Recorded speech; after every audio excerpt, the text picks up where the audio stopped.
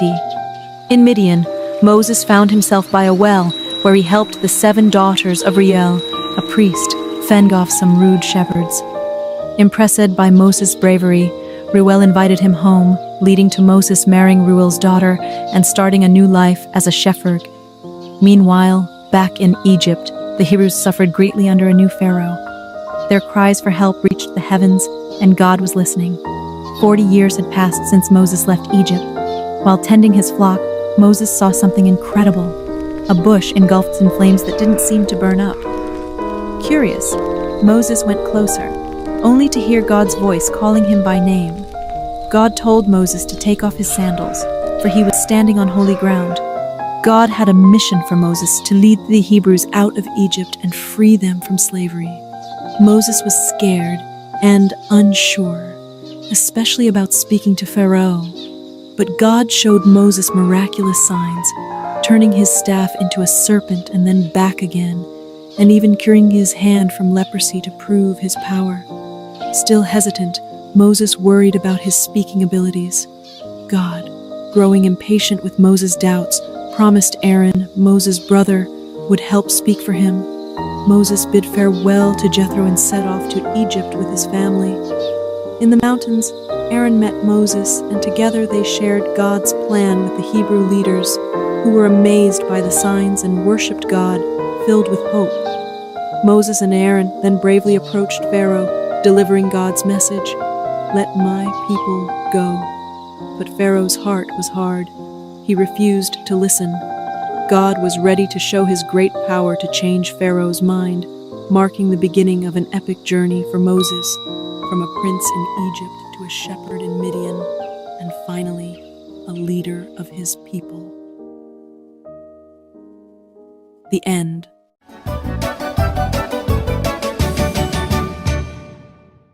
Moses, from prince to leader.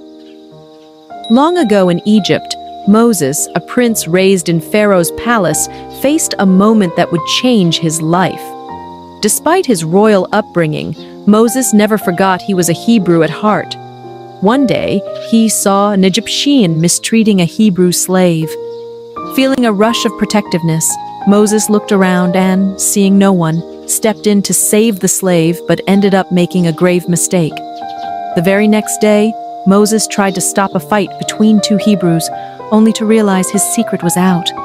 The news even reached Pharaoh, forcing Moses to flee to a faraway land called Midian for safety.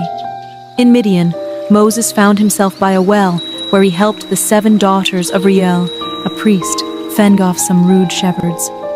Impressed by Moses' bravery, Reuel invited him home, leading to Moses marrying Reuel's daughter and starting a new life as a shepherd.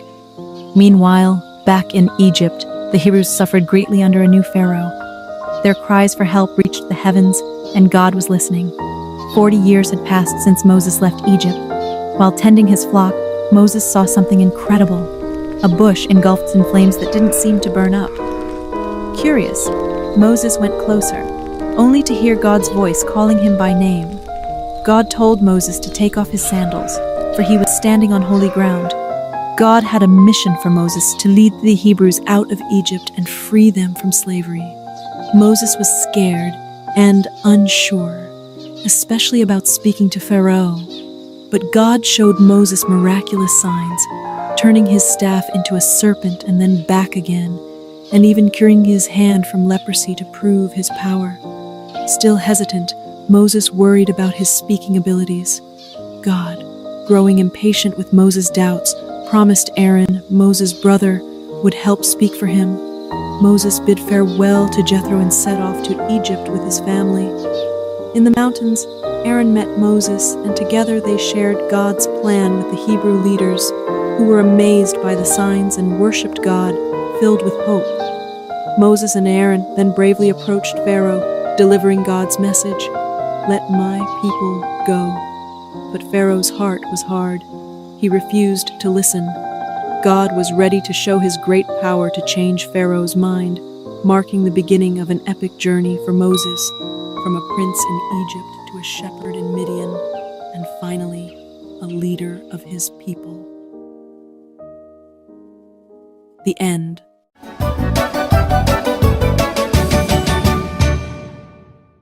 The Great Escape, Moses, and the Miraculous Exodus. In the heart of ancient Egypt, where the Nile flows like a lifeline, through the desert a story unfolded that would be told for generations. Pharaoh, the mighty ruler of Egypt, was filled with anger. God had commanded him through Moses to free the Israelite slaves, but Pharaoh's heart was as hard as stone. Work them harder, Pharaoh decreed, increasing the Israelites' burden. He ordered that they find their own straw for brickmaking, yet produce the same number of bricks. The task was impossible, and the slave masters' whips cracked more fiercely. The Hebrews, downtrodden and despairing, blamed Moses and Aaron for their worsened plight. Moses, feeling the weight of their suffering, cried out to the Lord, "You have not rescued your people at all." But God replied with a promise of deliverance, sending Moses and Aaron back to confront Pharaoh. In Pharaoh's court, Aaron's rod transformed into a serpent, a sign from God. Pharaoh's magicians replicated the feat, but Aaron's serpent swallowed theirs. Yet Pharaoh's heart remained unyielding. The following morning, Moses and Aaron waited by the river for Pharaoh. With a divine command, Aaron turned the Nile's waters into blood, but Pharaoh's heart hardened further, refusing the Israelites' release. God then unleashed a series of plagues upon Egypt, each more terrifying than the last. Frogs invaded every crevice of the Egyptians' homes, but Pharaoh's promises to release the slaves were empty. Lice tormented both man and beast, and swarms of flies filled the air. Livestock perished, boils afflicted the Egyptians, and locusts devoured the land's greenery. Darkness enveloped Egypt for 3 days, yet Pharaoh's resolve did not falter. God's final, most grievous plague was to strike at midnight, claiming the firstborn of Egypt. The Israelites were spared, marking their doorposts with lamb's blood as a sign for the angel of death to pass over their homes. That night Egypt wailed as the firstborn were lost.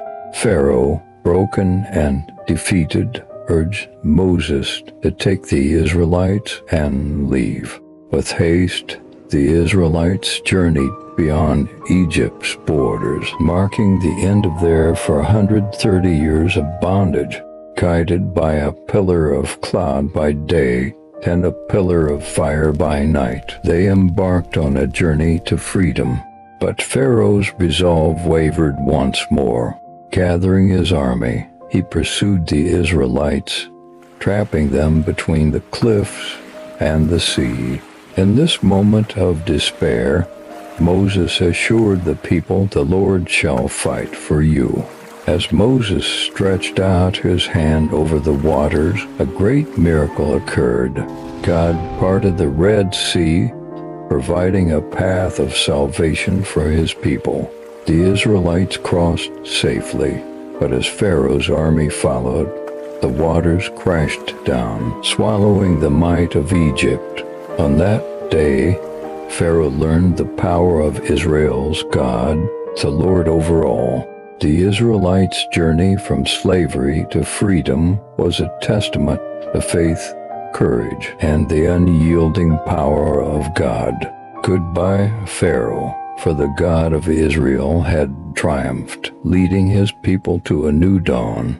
And so the story of Moses and the Israelites' exodus remains a beacon of hope and faith, a tale of divine deliverance from the chains of oppression, echoing through the ages as a testament to the enduring spirit of freedom. The end.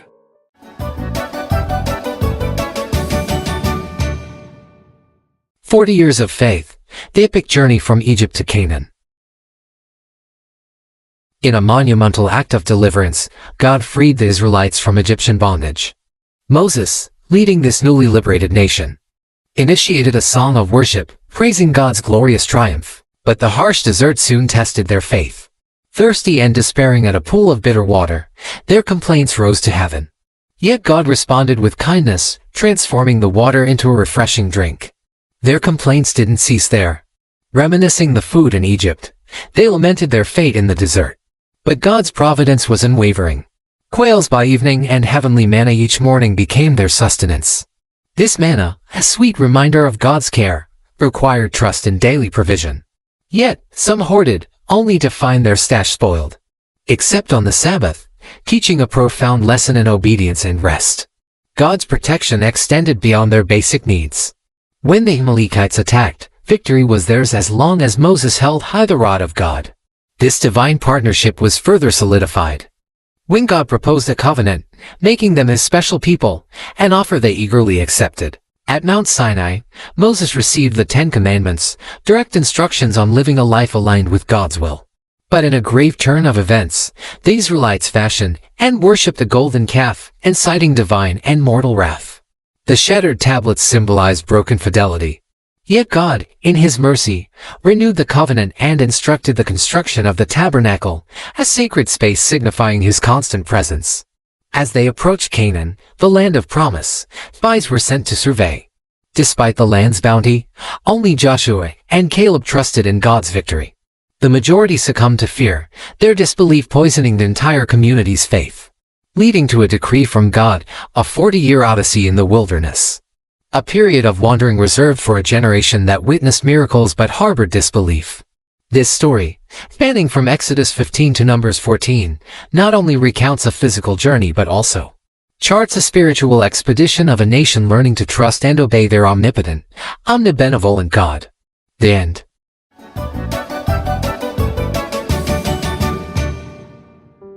The life of Jesus Christ. In the stillness of Bethlehem's night, a light was kindled that would illuminate the world forevermore. Born to Mary, a woman of profound faith, and Joseph, a man of humble origins, was baby Jesus. His birth was no ordinary event. It was the fulfillment of ancient prophecies, heralding the arrival of the Messiah, a beacon of hope for all humanity. Word of this miraculous birth traveled swiftly, and settling King Herod, who saw in the newborn king a threat to his reign. In a dark decree, he ordered a massacre, hoping to extinguish this emerging light.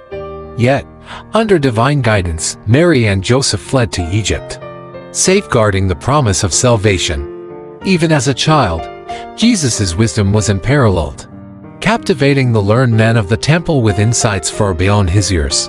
But it was not until the age of 30 that he unveiled his public ministry, a mission destined to transform the very fabric of human existence. Choosing disciples from the humblest walks of life, Jesus embarked on a journey of teaching, healing, and miracle working. He healed the afflicted, restored sight to the blind, and even commanded life to return to the lifeless.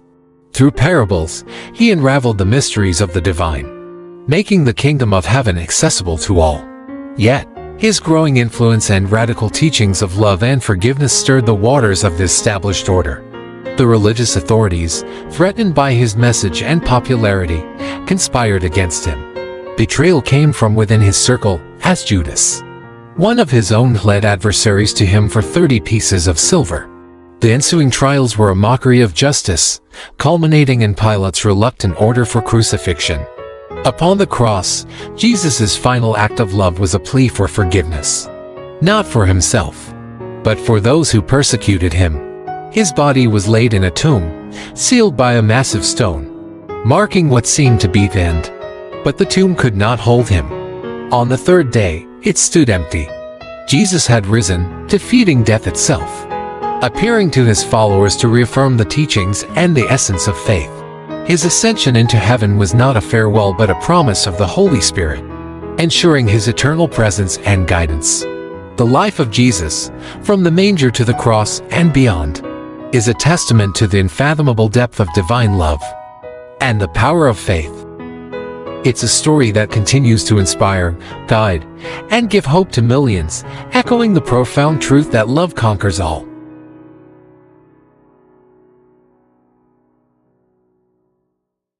Joshua and the walls of Jericho.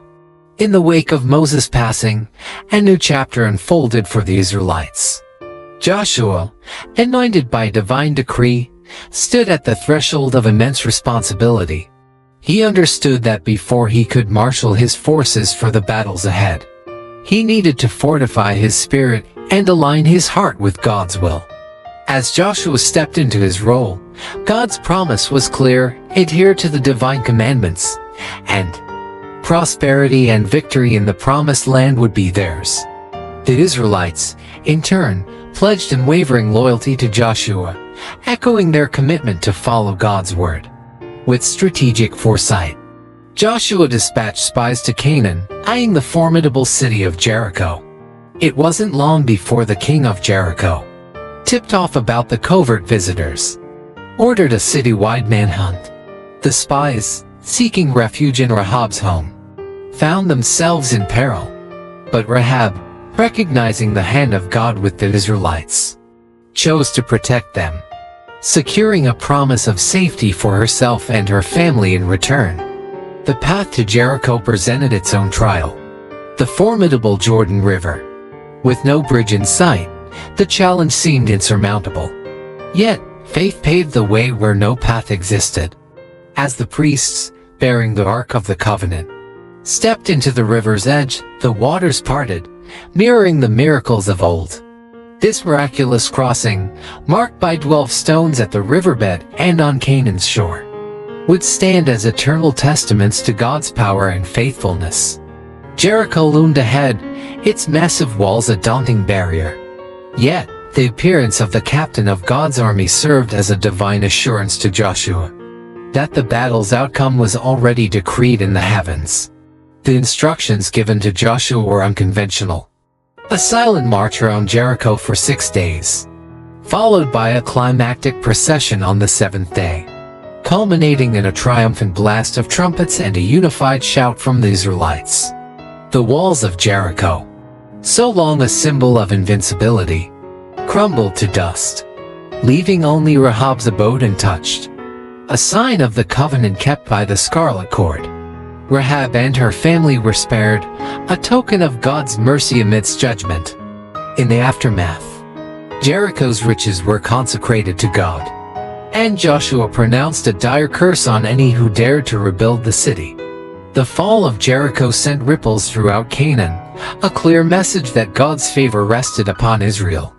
This narrative, rooted in the ancient text of Joshua 1-6, not only recounts a pivotal moment in Israel's history, but also reflects the enduring truth that faith, obedience, and divine guidance can topple the mightiest of obstacles. The end. The mighty Samson, a tale of strength and fate. Long ago, in the land of Israel, under the shadow of Philistine rule, a special child named Samson was born. His birth was a miracle to his mother, who had never been able to have a child. An angel visited her, announcing that she would bear a son who would be a Nazirite from birth. A Nazirite meant he was dedicated to God. The secret to Samson's extraordinary strength lay in a single vow. He must never ever cut his hair. As Samson grew, so did tales of his incredible strength. One day, while Samson was hanging out with a girl named Timnah, a scary big lion attacked him. He battled the fearsome lion with nothing but his bare hands, tearing it apart as if it were a mere piece of paper. This feat amazed all who heard it, showcasing the special power Samson had received from God. Samson's life was a roller coaster of thrilling victories and personal challenges. He frequently clashed with the Philistines, who were cruel to the Israelites. In one remarkable battle, fueled by rage, Samson used the jawbone of a donkey to defeat 1,000 Philistine soldiers, displaying his unbelievable strength, a gift from God. However, Samson's greatest challenge was not on the battlefield but in his heart. He fell deeply in love with a woman named Delilah. The Philistines saw their opportunity and coerced Delilah into uncovering the secret of Samson's strength. After many attempts, Samson finally revealed to her that his power would vanish if his hair were cut. His hair was his only weakness. One night when Samson was asleep, Delilah made a Philistine cut his hair. Samson lost all of his mighty strength and could not fight anymore. The Philistines captured him with ease, treating him harshly and imprisoning him after blinding him, marking the lowest point in Samson's life. But with every passing day of being locked up in prison, Samson's hair grew longer again, and with it, a glimmer of his former strength returned. One day, the leaders of the Philistines gathered in a huge temple to celebrate. They were happy because they had captured Samson finally. The temple was packed with people, even on the roof. About 3,000 people came to see Samson, including all the big bosses of the land. Samson, with his hair starting to grow back, was brought in. He was locked up with chains on the two big pillars of the temple for everyone to see him. He was tired, but he still had faith in God. His hair that had been growing back was the secret to his super strength. Samson prayed for one last burst of power and felt his strength return. Then, he pulled the two pillars with all his might. The whole temple came crashing down, destroying everyone, including Samson. After everything settled, Samson's family came and took him to be buried near his dad Manoah. People say Samson's tomb is on a mountain in Tel Tzor located near present-day Jerusalem. Samson's story remains a powerful narrative about the consequences of our actions and in failing strength of God, even in our weakest moments. The end. Gideon's brave heart, the battle against the Midianites. Once upon a time in the land of Israel, after a brave leader named Joshua passed away, the people forgot about God. They stopped praying and didn't follow his ways anymore. This made God very sad, and because of this, he allowed the Midianites, not very nice neighbors, to cause trouble. They burned down houses and farms, making it so hard for the Israelites that they had to live in caves. But there was one man, Gideon, who still tried to do his best. He secretly grew some wheat to make bread for his family. He had to be very sneaky and thresh his wheat in a hidden spot near a wine press to avoid the Midianites. One day, while Gideon was working hard, an angel came with a special message from God. The angel told Gideon that God wanted him to do two big things. First, God wanted Gideon to knock down his father's statue of a false god and build an altar for the true God. Gideon was scared but did it anyway because he knew it was the right thing to do. The second thing was even scarier. God wanted Gideon to lead an army against the Midianites. Gideon couldn't believe it. Me, lead an army, he thought. So, he asked God for a sign to make sure God was really with him. He put a piece of wool on the ground and said, "If the wool is wet with dew in the morning but the ground is dry, I'll know you're with me." And guess what? The next morning, the wool was soaking wet, but the ground was bone dry. But Gideon was still a little unsure, so he asked for another sign. This time, he wanted the ground to be wet and the wool to be dry. And God did it again. Now, Gideon knew for sure that God was with him. Gideon started with a big army, but God had a surprising plan. He told Gideon he only needed 300 men to defeat the Midianites. God wanted to make sure everyone knew it was his power, not theirs, that saved them. Even though Gideon was still a bit scared, God gave him a little sneak peek of the Midianites being afraid of him. Gideon and his tiny army then did something very clever. They took trumpets and jars with torches inside and surprised the Midianites in the middle of the night. They made so much noise and showed so much light that the Midianites got scared, ran away, and even fought each other. After this big win, the people wanted Gideon to be their king, but Gideon knew the truth. "I won't be your king," he said. "God is the only one who should rule over us." And that's the story of how Gideon, with just a little faith and a lot of help from God, saved his people. It teaches us that even when things look really tough, if we trust in God, we can do amazing things, just like Gideon did. The end. The Divine Genesis Adventure, Part 1. In the very, very beginning, there was just darkness and quiet, like a giant, cozy blanket wrapped around the universe. But then, with a twinkle in his eye, God whispered, "Let there be light." And suddenly, the darkness vanished, making room for the most spectacular show on earth, the divine Genesis adventure. God smiled and called the bright part day, and the cozy dark part night. And guess what? It was only the beginning of this incredible adventure. On the second day, God decided to create a masterpiece. The sky, so big and blue, like a gigantic playground for the clouds. He named it Heaven, and it became the coolest blanket fort ever as the divine Genesis. Adventure unfolded. God scooped up the waters and gave the land a big, welcoming hug. "Hello, Earth," God cheered. The waters became seas, and the land was named Earth. God giggled and said, "It's fantastic." Now, on the third day, God got artsy. He painted the ground with vibrant colors, making flowers, trees, and grass dance together in a joyous parade. Each tree had its own special fruit, and God thought it was the most dazzling garden ever. The fourth day brought the grand light show. God placed the sun to play tag with the clouds during the day, the moon to peek out at night, and the stars to twinkle like the friendliest fireflies. The sky turned into a magical canvas painted with celestial wonders. But wait, there's more. On the fifth day, God threw a party in the oceans and the sky. Playful fish and graceful birds, and God blessed them with the best dance moves and flying tricks. "Be fruitful and multiply," God cheered, and the party went on. Now, for the most exciting part, the sixth day. God created land animals, each with its own quirks and charm. Lions roared, monkeys swung, and butterflies fluttered. But then, in the spotlight of the divine Genesis adventure, God created humans, Adam and Eve. God shaped them with love, like the most fantastic sculptures. He breathed life into them and said, "You're my special creation. Take care of this wonderful world."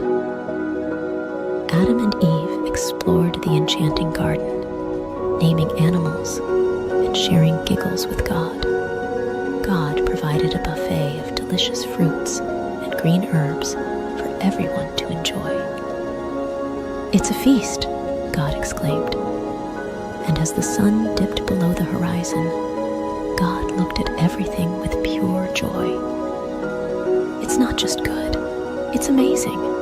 And so, the divine Genesis adventure came to an end, with stars twinkling in applause.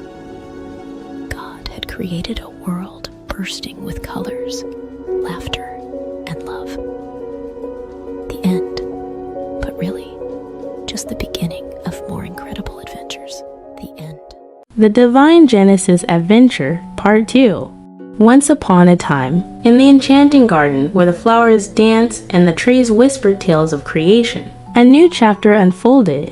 The sun kissed the leaves, and the air was filled with the sweet melody of birdsong.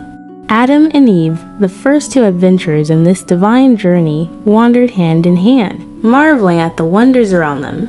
But in the shadows, a cunning serpent slithered. His eyes gleamed with mischief as he approached Eve. Did God truly say, "You shall not eat of every tree of the garden"? The serpent hissed, weaving doubt like a mischievous spell. Eve, with innocence in her eyes, replied, "We may eat the fruit of the trees." But God said, "You shall not eat it, nor shall you touch it, lest you die." The serpent, a master of deception, slyly whispered, "You won't die. God knows that when you eat it, your eyes will open, and you'll be like God, knowing good and evil." Fascinated by the idea of wisdom and knowledge, Eve gazed at the tree. Its fruit looked delicious, pleasing to the eyes, and desirable for gaining wisdom. The serpent's words echoed in her mind, and she plucked the fruit, taking a bite. She then offered it to Adam, and he took a bite. Suddenly, their eyes were open, and they realized they were naked. Quickly, they sewed fig leaves together to cover themselves, for they felt exposed in the newfound awareness of good and evil. In the cool of the day, they heard the sound of the Lord God walking in the garden. Fearful and ashamed, Adam and Eve hid among the trees. God called, "Where are you?" Adam admitted, "I heard your voice, and I was afraid because I was naked, so I hid." God, in his infinite wisdom, questioned Adam, "Who told you that you were naked? Have you eaten from the forbidden tree?" Adam, unable to bear the weight of his choice, pointed to Eve. "The woman you gave me, she gave me the fruit, and I ate." God turned to Eve, who explained, "The serpent deceived me, and I ate." The consequences unfolded like pages of a story. God spoke to the serpent, cursing it and foretelling a future conflict. To the woman, God spoke of increased sorrow and pain in childbirth, and the man's dominion over her. To Adam, God spoke of the ground being cursed, bringing forth thorns and thistles, and the toil of labor for sustenance. Yet, even in the face of consequences, God showed mercy. He made tunics of skin for Adam and Eve, clothing them with his grace. As Adam named his wife Eve, the mother of all living, they faced the realities of their choices. The divine Genesis adventure took an unexpected turn, revealing the delicate balance between free will and the consequences of decisions. In the end, God, in his infinite love, placed cherubim at the gates of the garden, guarding the way to the tree of life. The adventures of Adam and Eve continue beyond the garden, a journey of redemption and grace, reminding all that even in our choices, God's love and mercy prevail. And so, the divine narrative unfolded, teaching the young and old alike the profound lessons of choice, consequence, and the enduring grace of a loving Creator. The end. Once upon a time, in a world where people had forgotten to be kind, there lived a man named Noah who worshipped God. Noah was a man of faith, but everyone else around him disobeyed and hated God. One day, something shocking happened. God spoke to Noah, revealing a plan to destroy the wicked world, sparing only Noah's family. God instructed Noah to build a wooden ark, a boat big enough for his family and many animals. Noah got to work, following God's exact instructions. Probably, people mocked Noah as he explained why he was building an ark. But Noah kept building, also spreading the word about God, though nobody listened. As the ark neared completion, God brought animals of all kinds, 7 of some species, 2 of others. Birds and beasts, tiny and tall, all made their way to the ark. Perhaps people shouted insults at Noah, but they did not stop sinning against God. They did not ask to enter the ark. Finally, all the animals and birds were aboard. God invited Noah and his family into the ark. As they entered, God shut the door. Then the rain came, a great downpour soaking the earth for 40 days and nights. Floodwaters covered towns and villages. The ark floated on top of the rising waters, sheltering Noah from the flood. After 5 months, a drying wind sent by God brought the ark to rest on the mountains of Ararat. Noah and his family waited inside as the water lowered. Noah sent a raven and a dove out. The dove returned with an olive leaf, a sign that the earth was slowly drying. God told Noah it was time to leave the ark. Together, Noah and his family unloaded the animals. Noah, filled with gratitude, built an altar and worshipped God who had saved him and his family from the awful flood. God gave Noah a wonderful promise. Never again would he send a flood to judge human sin. As a great reminder of this promise, God gifted the world with a rainbow, a beautiful sign of his covenant. And so, Noah and his family found new beginnings after the flood. In time, his descendants raised people the whole earth, and all nations came from Noah and his children.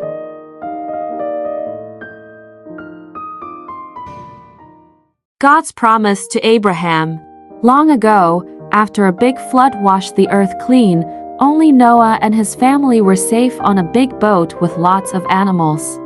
When the water went away, people started to build things again. They had a big idea. Let's build a tall tower that touches the sky, right up to the stars. They wanted to stay together and be friends forever. But something magical happened. Suddenly, everyone started speaking in different languages. It was so confusing because nobody could understand each other anymore. So, the people split up, finding new places to live with others who spoke the same language. The big city they left behind was called Babel, which means a big mix-up. Then, in a place called Ur, God talked to a man named Abram. God said, "Abram, go on an adventure to a special land I'll show you." Abram, his wife Sarai, and his nephew Lot packed up and went to a beautiful land called Canaan. Canaan was filled with green fields and clear blue skies. Abram and Lot had so many sheep and cows. The land they were living on didn't have enough grass and water for all the animals. So, the workers of Abraham and Lot started arguing over the best spots for their animals to eat and drink. Abram wanted everyone to be happy and not fight. He told Lot, "Let's not argue. You choose any part of the land you like, and I'll go the other way." That way, there was enough room for all their animals. Lot looked around and saw a really nice area with lots of water and green grass near the cities of Sodom and Gomorrah. It looked like the best spot for his animals, so he chose to move there. Abraham stayed in the land of Canaan, where God asked him to stay. Even though Abraham and Lot had to live apart to stop the arguing, Abraham made sure they did it in a kind and peaceful way, showing he was a really good uncle and a wise man. God saw Abram's kind heart and told him, "This whole big, beautiful land will belong to you and your children and their children after them, forever." But Abram and Sarai were very old and didn't have any children. They wondered, how will God's promise come true? One day, 3 special visitors brought amazing news. "Sarai, you're going to have a baby." Sarai laughed because she thought she was too old for that. God also changed their names to Abraham and Sarah to show they were going to start a big family. Then, God said he had to fix the 2 naughty cities near where Lot lived. Abraham was worried for Lot. Lot listened to the angels and escaped with his daughters. But Lot's wife looked back and turned into a salt statue. Then, the most wonderful thing happened. Even though they were very old, Abraham and Sarah had a baby boy named Isaac. Isaac, which means laughter. They were so happy and amazed at God's miracle. Abraham knew then that God always keeps his promises, like giving him a big family and a beautiful land to live in. And that's the story of how Abraham and Sarah learned to trust in God's promises, no matter how impossible they seemed. The end. Once upon a starry night, in a land filled with whispers of the past and promises for the future, Abraham, a man known for his kindness and faith, received a very tough test from God. God asked him to do something unimaginable, to offer his dearest son Isaac as a special gift back to God. This was to see if Abraham trusted God above all else, even more than he loved his precious son. Abraham's heart felt heavy, like a stone sinking in a deep, deep ocean. But deep inside, he knew he had to trust God, no matter how hard it seemed. So, with a brave yet heavy heart, he prepared for the journey. As the first light of dawn painted the sky in soft hues of pink and orange, Abraham, Isaac, and their their 2 faithful servants set off on a journey filled with uncertainty. Abraham carried the fire and a knife, while Isaac, unaware of what was to come, carried the wood for the fire.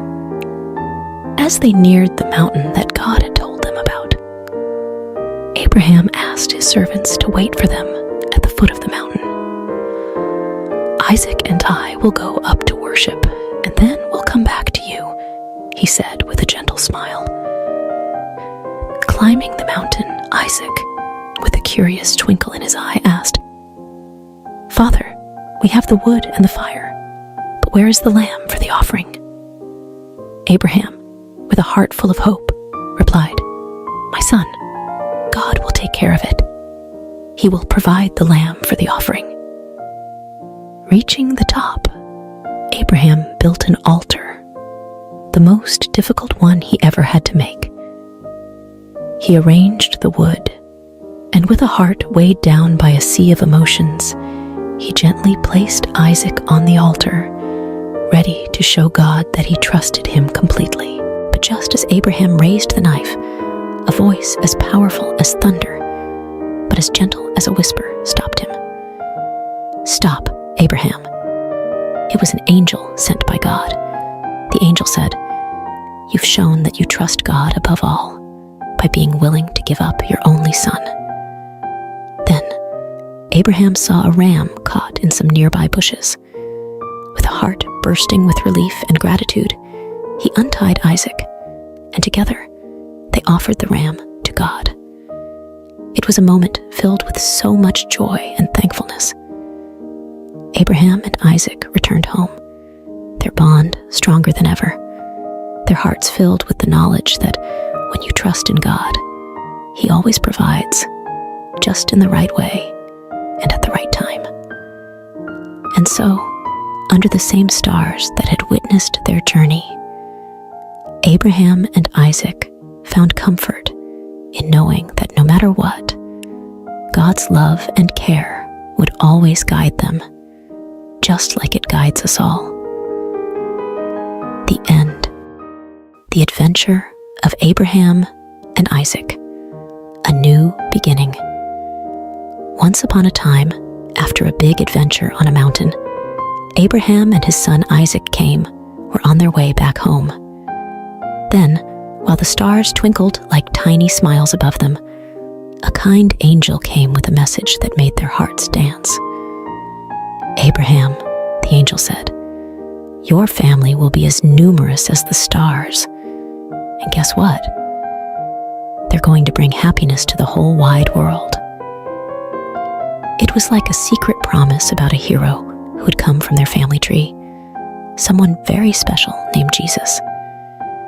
But when they got back home, they found themselves in a very quiet house. Sarah, the laughter and love of their home, had gone on a journey to the stars. Abraham and Isaac felt very sad, missing her warm hugs and bright smile. Abraham had an idea to bring some joy back into their home. He called his most trusted friend, a wise old servant, and gave him a very important mission. "It's time for Isaac to find a companion, someone to share stories and dreams with," Abraham said. "Please find a kind lady from our family for Isaac." The servant set off on his camels, hoping for a little help from the stars. As he reached a faraway land, he made a wish. "Let the right lady be the one who offers water to my thirsty camels." It wasn't just any wish. It was a special kind of hope that only the kindest hearts could fulfill. Like a scene from a beautiful story, along came Rebecca with a smile as bright as the dawn. She saw the camels, tired and thirsty, and offered them cool, refreshing water. The servant's eyes sparkled with joy. This must be the one, he thought. She was kind, just like the wish. Rebecca, brave and full of adventure, said yes to a new journey. She traveled across the deserts and mountains to meet Isaac. When Isaac saw her, it was like spring had come to his heart, filling it with flowers and sunshine. Rebekah's kindness and laughter brought new stories and dreams to their home.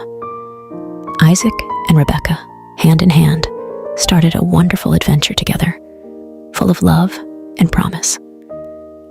And so, the story of Abraham, Isaac, and now Rebekah reminds us all. After every big adventure, after every sad goodbye, there's always a new beginning, a chance for love and joy to grow again, just like the stars that twinkle in the night sky. The end. Jacob and Esau, a story of brothers and forgiveness.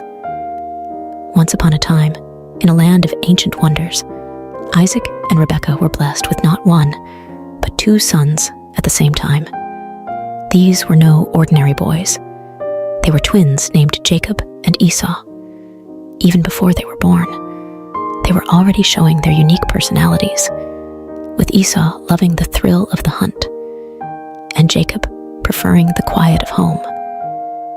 Esau, the elder, was as rugged and wild as the forests he roamed, while Jacob, the younger, was thoughtful and clever, always with a plan up his sleeve. Their parents loved them dearly, but each had a favorite, which brewed a little competition between the brothers. One day, as Esau returned from his adventures, famished and weary, Jacob saw an opportunity. He offered Esau a simple meal in exchange for his birthright, the special status of the firstborn. Esau, thinking little of the future, agreed. This moment would change the course of their lives in ways they couldn't imagine. As the boys grew, so did their rivalry, especially when it came time for their father Isaac to bestow his special blessing. Rebekah, who adored Jacob, devised a plan to ensure her favorite son received this honor. With a bit of disguise and a daring heart, Jacob tricked his father and received the blessing meant for Esau. Realizing the deception, Esau was heartbroken and filled with anger. To protect Jacob from Esau's wrath, Rebekah sent him far away to her brother Laban's house, hoping that time would heal the rift between her sons. Jacob's journey was not easy. He worked tirelessly for Laban, enduring trickery and toil, all for the love of Rachel, Laban's daughter. Yet, through these trials, Jacob grew wiser and kinder, learning the value of honesty and hard work. Years passed, and God called Jacob to return home, but the thought of facing Esau filled Jacob with dread. What if Esau still harbored anger and sought revenge? Nevertheless, Jacob set out, hoping for forgiveness. As Jacob neared his homeland, he prepared for the worst. But to his surprise, Esau greeted him not with anger, but with open arms. The brothers embraced, their past grievances washed away by tears of joy. It was a moment of true reconciliation, proving that love can overcome the deepest divides. Together again, Jacob and Esau showed us that it's never too late to mend broken bonds, and that forgiveness is one of the greatest gifts we can offer. The end. Joseph's journey, from dreamer to dreamkeeper.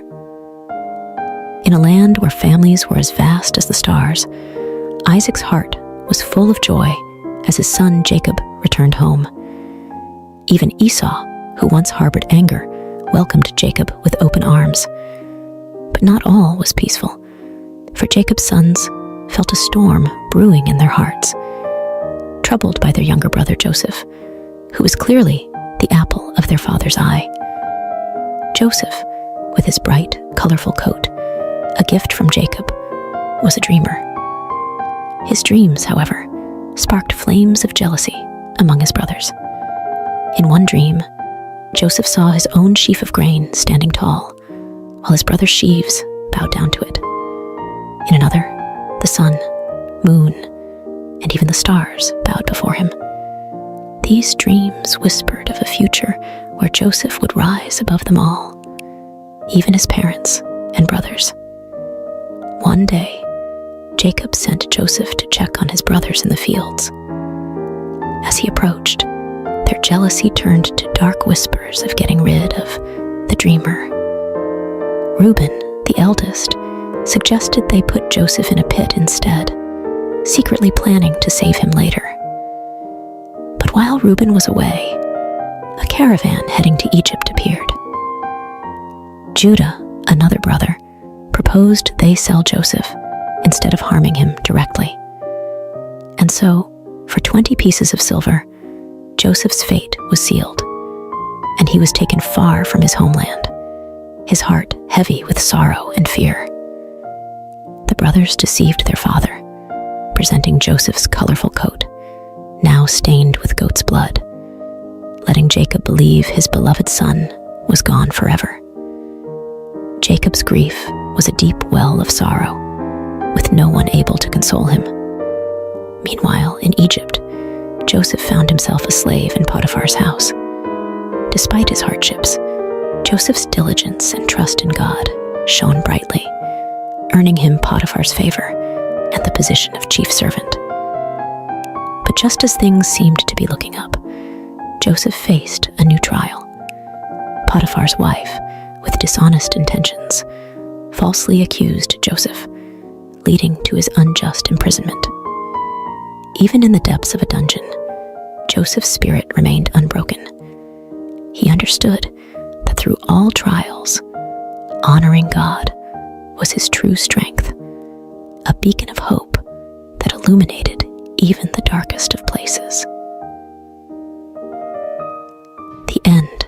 Joseph's journey from prison to palace. Once upon a time, in a far-off land called Egypt, Joseph found himself in a dark prison, wrongly accused by Potiphar, his former master.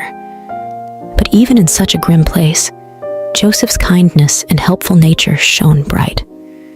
The wardens saw something special in Joseph and trusted him to help organize prison life, making it a better place for everyone. One day, Joseph noticed two new prisoners looking particularly downcast.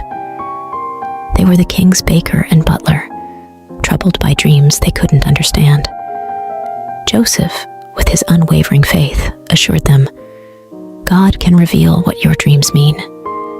Tell me about them." To the butler, Joseph predicted a return to Pharaoh's favor in just 3 days and asked to be remembered. To the baker, however, Joseph had to deliver some unfortunate news. Just as Joseph had said, the butler was restored to his position, but he forgot about Joseph, leaving him in prison. Time passed until one day, Pharaoh himself was troubled by a mysterious dream. Remembering Joseph's gift, the butler finally spoke up, leading to Joseph's summoning. Standing before Pharaoh, Joseph humbly explained that the dream foretold 7 years of abundance, followed by 7 years of famine. He advised Pharaoh to store food during the good years to prepare for the tough times ahead. Impressed by Joseph's wisdom and his clear connection to God, Pharaoh declared, "You will take charge in Egypt, second only to me." And so, Joseph went from prison to palace, overseeing the land's preparations for the coming famine. As predicted, the years of plenty came and went, and famine spread across the land. Back in Joseph's homeland, his family was starving. Jacob sent his sons to Egypt to buy grain, not knowing that they would come face to face with their long-lost brother, now the lordly ruler of Egypt. Joseph recognized his brothers, but they didn't know him. Recalling his boyhood dreams, Joseph realized that this moment was part of a bigger plan. He tested his brothers, demanding they return with their youngest brother Benjamin to prove their honesty. When they returned, Joseph could no longer hide his true identity. Overcome with emotion, he revealed himself to his brothers, saying, I am Joseph, your brother, whom you sold into Egypt." The brothers were speechless, fearing for what might come next. But Joseph comforted them, explaining that their actions had been part of a divine plan to save their family from famine. "God made me Lord in Egypt so I could save your lives," he told them. Soon after, Jacob and Joseph were joyfully reunited in Egypt, and the entire family was settled there, living in peace and plenty, thanks to Joseph's faith and God's guiding hand. The end. The Adventure of Baby Moses, From the Nile to the Palace. In a time long ago, Egypt mourned the loss of a great leader, Joseph. He had saved the land from famine and was loved by all. But as years turned into centuries, a new pharaoh came to power, one who did not remember Joseph and his deeds. The Hebrews, Joseph's people, had grown in number and strength, which made the new pharaoh uneasy. Fearing they might become too powerful, he decided to make them slaves, forcing them to build great cities under harsh conditions. Despite the heavy work, the Hebrews continued to grow in numbers, which troubled Pharaoh even more. So he made a terrible order. All newborn Hebrew boys were to be thrown into the river Nile. One Hebrew family, desperate to save their baby boy, crafted a plan. They carefully placed him in a snug, watertight basket and set it afloat among the reeds of the Nile, trusting in a higher power to protect their child. As the basket bobbed gently in the water, the baby's sister watched from a distance, her heart filled with hope and fear. Then, something unexpected happened. Pharaoh's daughter came to the river to bathe and spotted the curious basket among the reeds. With a mix of surprise and compassion, she ordered her servant to bring the basket to her. Upon opening it, the sound of the baby's cry touched her heart. "It's a Hebrew child," she realized, but instead of sending him to a cruel fate, she chose kindness. "Poor little thing, you're so beautiful," she cooed, perhaps even playing with the baby as anyone would with a precious little one. Watching all this unfold, the baby's sister saw an opportunity. She bravely approached the princess and offered to find a Hebrew woman to nurse the child. The princess agreed, not knowing the girl would bring the baby's own mother.